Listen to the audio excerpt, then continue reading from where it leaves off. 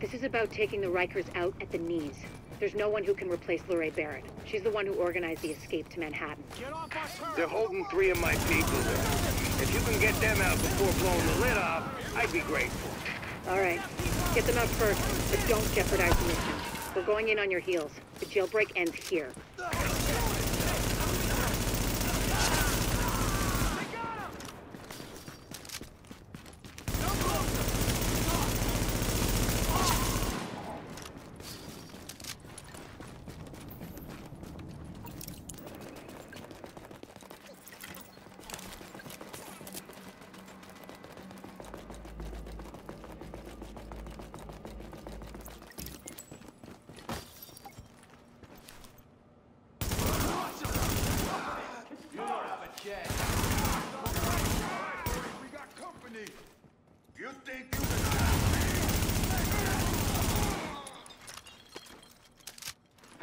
Just a matter of time.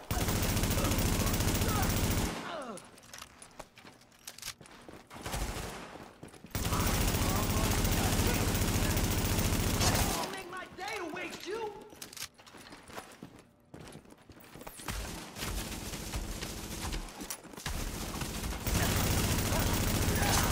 Warning. Incoming hostiles detected.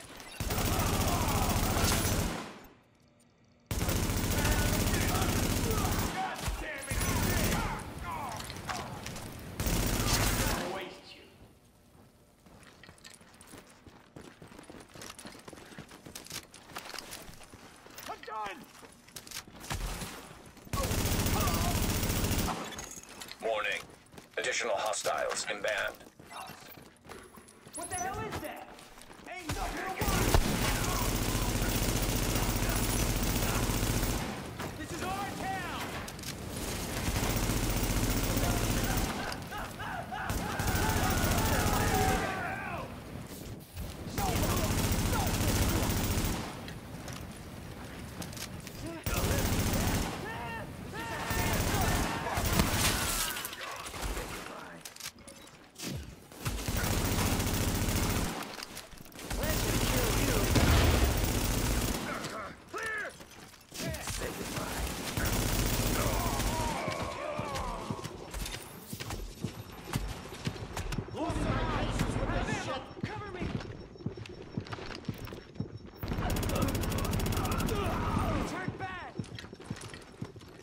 God damn it!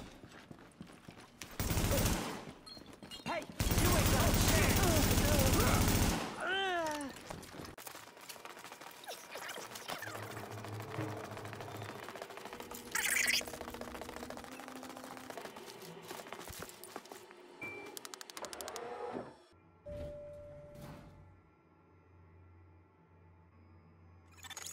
Now entering a safe area. Agent, the hostage is being held on the roof. You need to clear it out. Warning. Now leaving the safe area. Ain't nothing to worry about. Moving on now.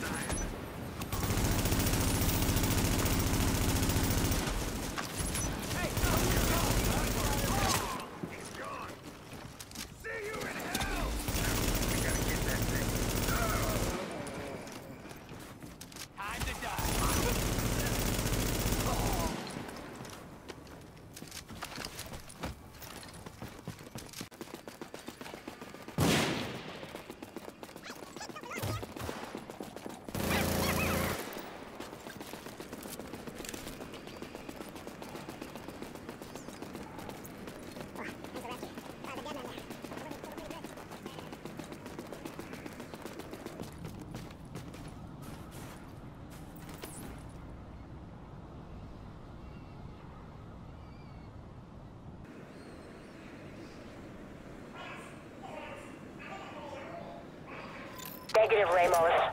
We've got this. Find a secure position and hunker down. And that's an order, Sergeant. Warning. Incoming hostiles detected.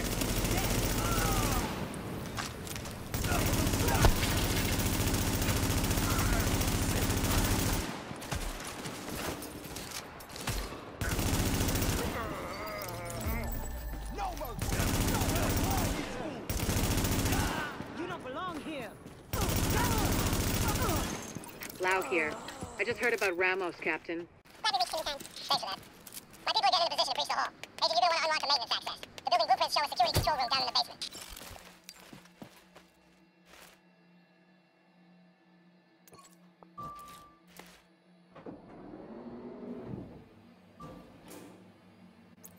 Readings indicate this area is safe.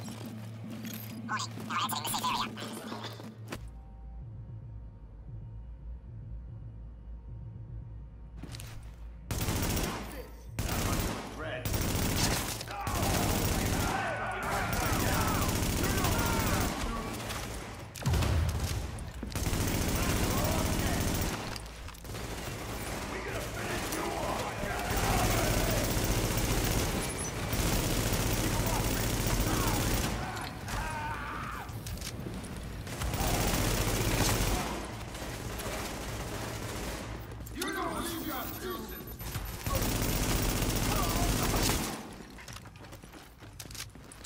This is bullshit!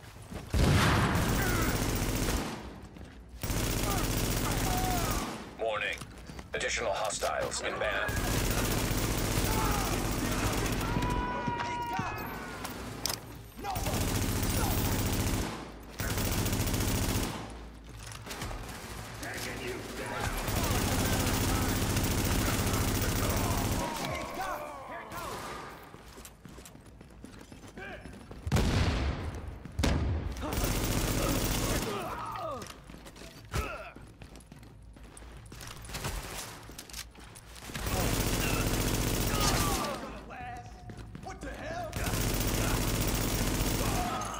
Warning.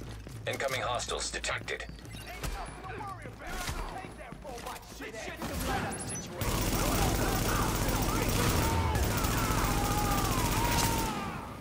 Not much of a threat.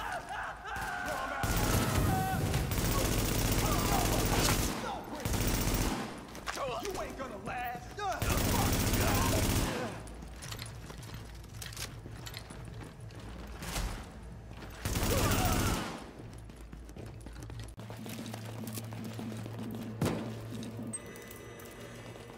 So far, so good. My strike squads are moving in. They'll reach the main hall on your signal.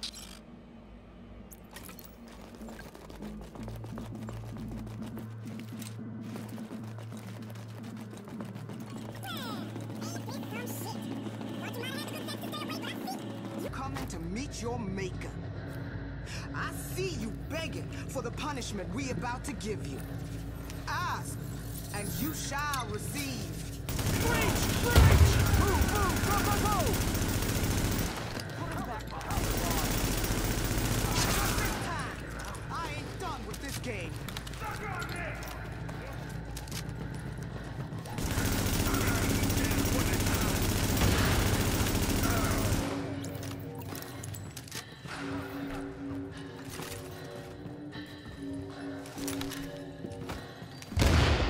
Go on, kill me. Just one more dead black body on a pile, right? Just numbers to you. So blind, all of you. Warning. Incoming hostiles detected. Go on, motherfucker. You can kill me, but you can't kill us all. We will drown you. Drown you all.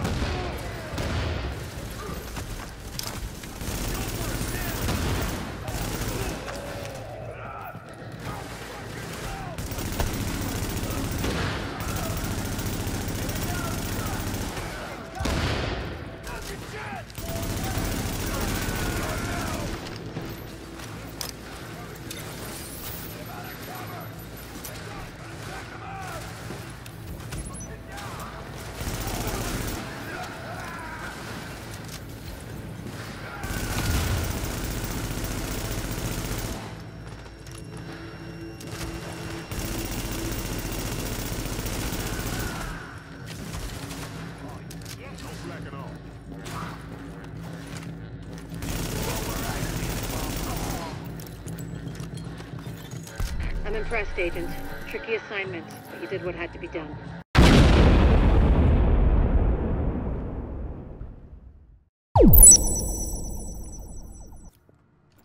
Hey, what is up, everyone? The LDB is back at it again, coming at you today with my Final Measure PvE build. Now, I've always been a fan of Final Measure for PvE, so it was really good to come back to this build and mess around with it again since it has been a little while.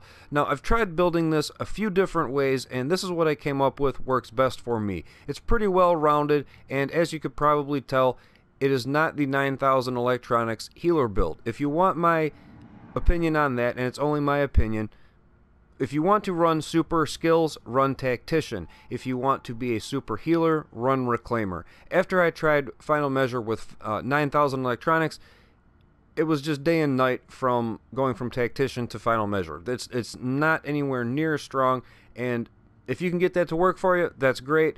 I would just rather have a reclaimer or a tactician running and then have something like this that can sustain themselves and still do a lot of damage. So, if you enjoy this build and find it helpful in any way, definitely smash that like button, subscribe for future content if you are new to the channel, make sure you have that notification bell on, and go ahead and drop a comment down there letting everybody know how you're running Final Measure in PvE for 1.8.3. So, let's get into it. Okay, so let's buzz over these skills and talents really quick. Nothing too crazy going on here. We got the booster shot going, temporarily increasing damage and damage resistance. So on a build that already comes with a lot of damage resistance, when you pop this, it gives you a little bit more. The damage increase is 15% and the damage resistance is 7.5%. At least that's how it shows up on the character sheet. So again, it's a 2-for-1. I love it. Moving on to the Dragon Breath Flame Turret here. I went with the Flame Turret because I found that it helps slow down NPCs. It gives them something else to focus on. If they don't focus on it, they get burned, and when they burn, they start flailing around. It's an easy target for you to pick and take out. So pretty straightforward on that. Now, as far as signatures go, I've been running solo for the most part, so I've been running with a recovery link. If you're going to be going into clear sky or something like that and be walking the bomb, I would definitely say put a survivor link on, pop that, and then you can walk that thing right back, and the mortars really don't do much to you. But other than that, let's go on to the talents.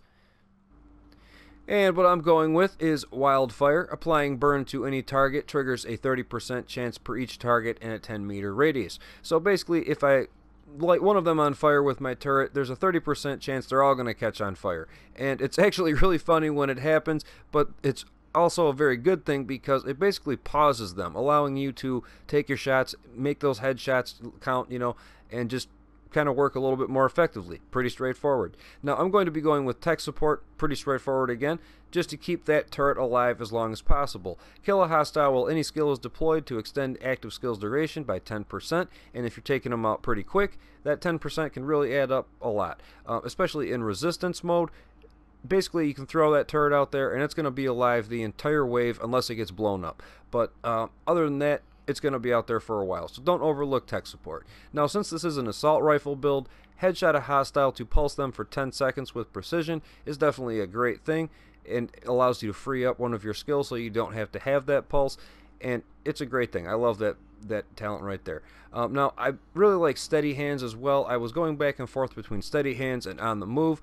Steady Hands is great because enter any cover to reduce recoil by 25% for 10 seconds. So if there's a target from, you know, a long distance away from you, all you have to do is enter cover, and you're going to be landing those shots at a distance a lot easier with this.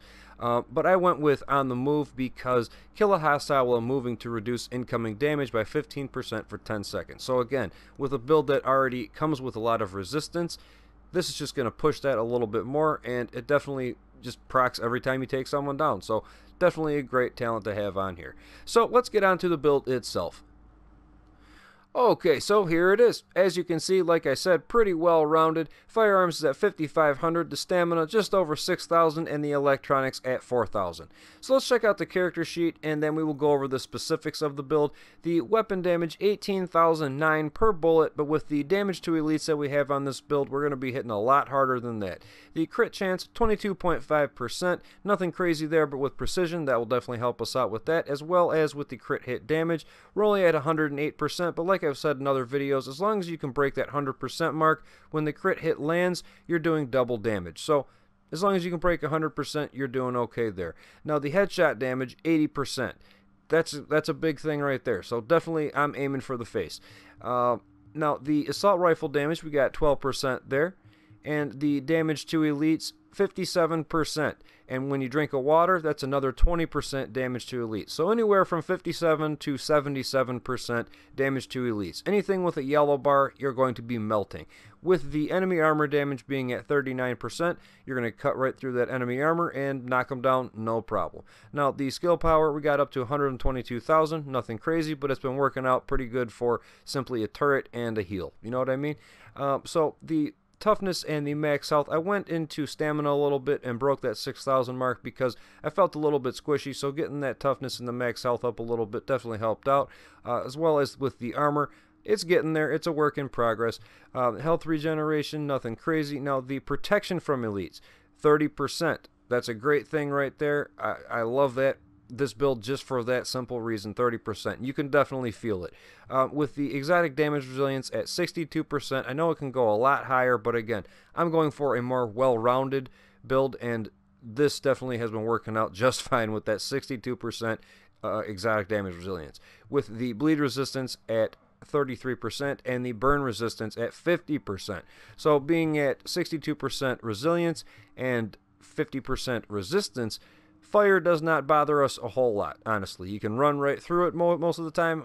The big heavies with the flame turrets and everything, it doesn't mess with you a whole lot. It's not that big of a deal for you on this build. So it's definitely a perk for this, as well as being able to put out a lot of damage to those elites.